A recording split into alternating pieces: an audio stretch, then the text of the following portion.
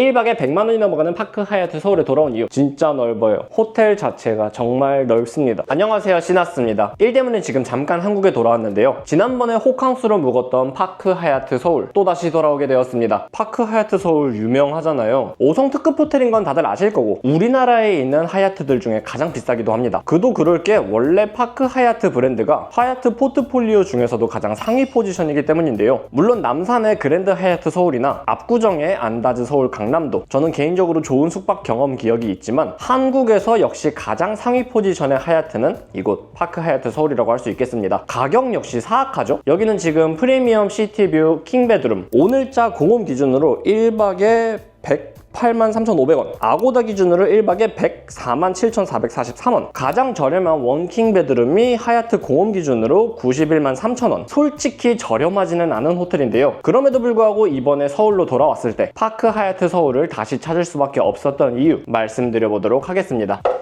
손 아파. 첫 번째로 강남 시티뷰가 미쳤습니다. 같은 서울 강남권 5성 하얏트인 안다즈 서울 강남에서 가장 아쉬웠던 점이 바로 전망인데요. 기본적으로 압구정역 바로 앞에 있다 보니까 위치 자체는 좋지만 전망이 성형외과 뷰이거나 압구정 아파트 단지 뷰라서 5성 호텔의 전망이라고 하기에는 개인적으로는 많이 아쉬웠었거든요. 설계를 왜 그렇게 했는지 아쉬웠던 반 막힌 창문도 그렇고요. 파크 하얏트 서울은 안다즈와는 달리 전객실 통창입니다. 이게 진짜 개방감이 좋아요. 그리고 호텔 위치 선정도 좋습니다. 파크 하얏트 서울은 삼성역 1번 출구 바로 3초 컷. 일단 위치 선정부터 미쳤죠. 시티뷰 룸으로 예약하면 그 유명한 코엑스몰 뷰가 나오고요. 이번 방은 7층이라서 조금 낮은데 고층 옵션 추가 비용까지 내면 지난번 투숙처럼 고층에서 코엑스몰 뷰가 나오게 됩니다. 밤에 삼성역 내려다보고 코엑스몰 뷰 보면서 대형 욕조에서 밤에 목욕하는 거 인생에서 흔히 없을 짜릿함이거든요. 파크 하얏트 서울은 진짜 시티뷰 하나 때문이라도 인생 살면서 무조건 경험해봐야 되는 호텔이라고 생각을 합니다. 혹시라도 시티뷰로 예약하지 않는 경우에도 아쉽지만 이 대신 잇몸으로라도 시티뷰 찍먹은 해볼 수 있는데요. 로비 24층 라운지에서 간단한 식사나 커피 마시면서 고층 시티뷰 즐길 수 있겠고요. 아니면 23층에서 투숙객이라면 무료로 이용할 수 있는 실내 수영장이랑 피트니스가 있거든요. 그쪽에서도 코엑스몰 뷰 보실 수 있겠습니다. 요즘 다른 5성 특급 호텔들 중에서는 수영장 이용하려면 추가 금액을 내야 되는 경우도 있는데 파크 하얏트 서울은 무료로 수영장 이용할 수 있는 점도 좋았어요. 두 번째로 방 컨디션 자체가 너무 좋습니다. 일단 보시면 아시겠지만 층고가 굉장히 높고요. 삼성역 시티뷰가 한눈에 보이는 통창 덕분에 이 방 안에 들어오자마자 느껴지는 개방감이 진짜 장난 아닙니다. 많은 분들한테 호평받는 이 리클라이너 역시 집에 하나 드리고 싶을 정도로 정말 아늑해요. 두말하면 잔소리인 5성 최고급 호텔만의 이 침대, 침구, 방도 넓거든요. 일반 룸이나 디럭스 룸은 42제곱미터인데 여기 지금 제가 예약한 프리미엄 룸은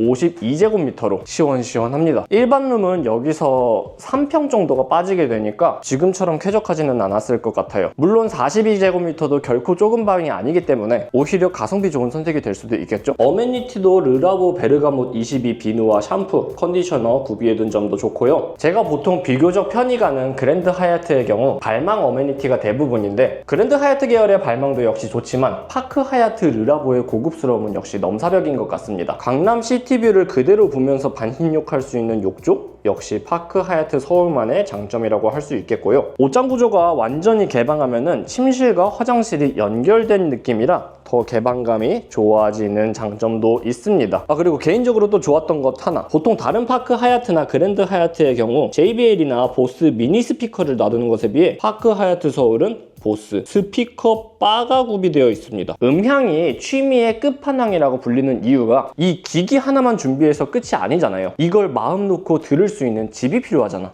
공간이 필요하잖아. 일반적인 아파트에서는 이런 거 크게 틀었다가는 옆집 위아랫집 민원 듣기 딱인데 파크 하얏트 서울에서는 물론 최대 음량은 민폐가 될 수 있겠지만 적당히 어느 정도까지는 음악을 들어도 객실 바깥으로 소리가 새어나가지 않는 방음 수준인 점도 좋았습니다. 다른 호텔들의 미니 스피커와는 진짜 차원이 다르긴 해요. 좋습니다.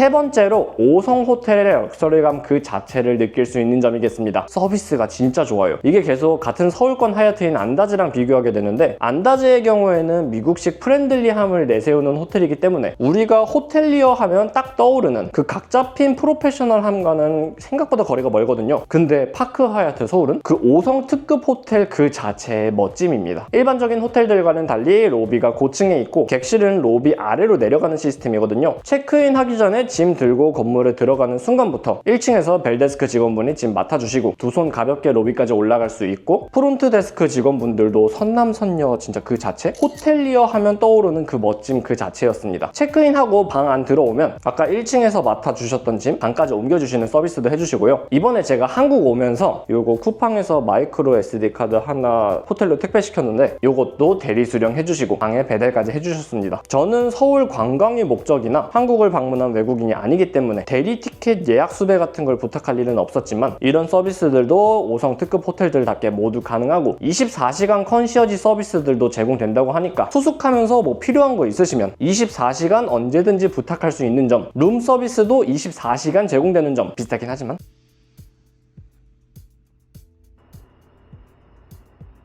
모두 다 역시 파크 하얏트 서울이다 라는 느낌이 들었습니다. 투숙하는 기간 동안만은 별다른 거 신경 안 쓰고 오로지 휴식에만 전념할 수 있게 만들어주는 이 5성 특급 호텔만의 서비스 너무 좋아요. 네 번째로 호캉스의 꽃, 조식이 정말 훌륭했습니다. 그러면서 오히려 가성비도 좋은 느낌? 요즘 5성 호텔들 조식 가격 인상 진짜 선 넘잖아요. 막 10만원 이렇게 넘어가는 상황에서 파크 하얏트 서울은 65,000원. 솔직히 이게 저렴한 가격이라고는 절대 말씀 못 드리겠지만 5성 특급 호텔들 조식 평균 가격 생각하면 나름대로 합리적인 가격 아닌가 싶습니다. 2층 코너스톤에서 조식을 먹을 수 있는데요. 일반적인 호텔 뷔페와는 다르게 알카르트 단품들을 무제한으로 부탁드릴 수 있고 하나하나 다 레스토랑에서 나오는 레벨? 거기에 그랜드 하얏트 서울처럼 엄청나게 다양하진 않지만 나름대로 뷔페들도 준비가 되어 있어서 65,000원이 아깝다고 생각이 들지 않는 그런 훌륭한 조식 뷔페였어요. 물론 매일 먹을 수는 없겠지만요. 웬만한 분들 매일마다 이런 생활을 지속할 수는 없지 않을까요? 그걸 또 잠깐이나마 해줄 수 있게 만들어주는 게 5성 호텔 호캉스의 맛인 것 같기도 합니다. 아쉬운 점도 분명히 있어요. 이거는 지금 파크 하얏트 서울의 광고가 아니니까요. 충분히 말씀을 드릴 수 있지. 첫 번째로 로비 구조, 아니 로비까지 가는 구조. 로비가 1층이 아닌 24층에 있다는 점입니다. 그리고 구조가 복잡하진 않은데 솔직히 좀 귀찮긴 해요. 호텔로 돌아왔을 때 1층에서 바로 객실로 가지 못하고 무조건 24층 로비를 들렸다가 다시 엘리베이터로 갈아타서 객실 아래로 내려가야 되니까, 이게 이 구조 자체가 처음 체크인을 할 때에는 일반적인 호텔에서는 느낄 수 없는 특이함을 느낄 수 있었지만 자주 왔다 갔다 하면서 엘리베이터 기다리는 시간도 길어지고 성질 급한 한국 사람들한테는 솔직히 조금 효율적이지 못한 시스템이라고 생각이 들었습니다. 돈 많은 부자분들은 이런 시간도 별로 급하지 않게 기다릴 수 있는 걸까요? 아니면 그 시간을 희생해서라도 프라이빗감이 더 중요한 걸까요? 아무나 이 호텔 안으로 들여보내지 않는다는 프라이빗한 감은 좋겠지만 저는 개인적으로 로비와 객실층으로 연결되지 않는 엘리베이터 구조가 조금 아쉬웠었습니다. 두 번째로 반사 코팅이 되어 있지 않은 이 통창입니다. 원래 보통 이런 통창 건물들 같은 경우 바깥에서 건물 안쪽이 보이지 않게 코팅을 해놓잖아요. 파크 하얏트 서울은 그냥 생통창입니다. 그래서 바깥에서 실내가 훤히 보여요. 그래서 이렇게 안내사항으로도 주의를 해주고 있거든요. 낮이야 별로 눈에 띄지도 않고 신경도 안 쓰이겠지만 밤의 경우에는 진짜 노골적으로 안이 보이기 때문에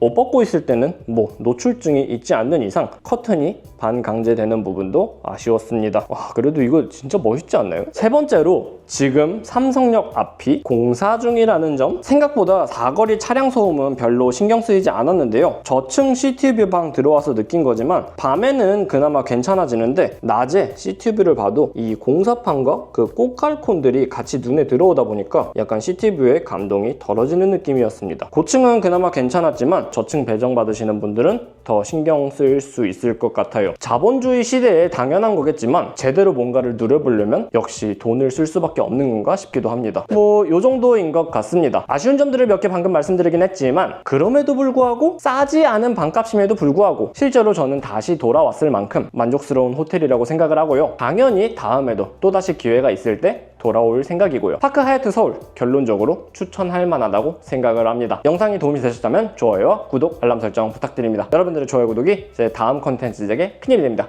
시나스 감사합니다. 지금까지 시나스와 파크 하얏트 서울이었습니다. 감사합니다.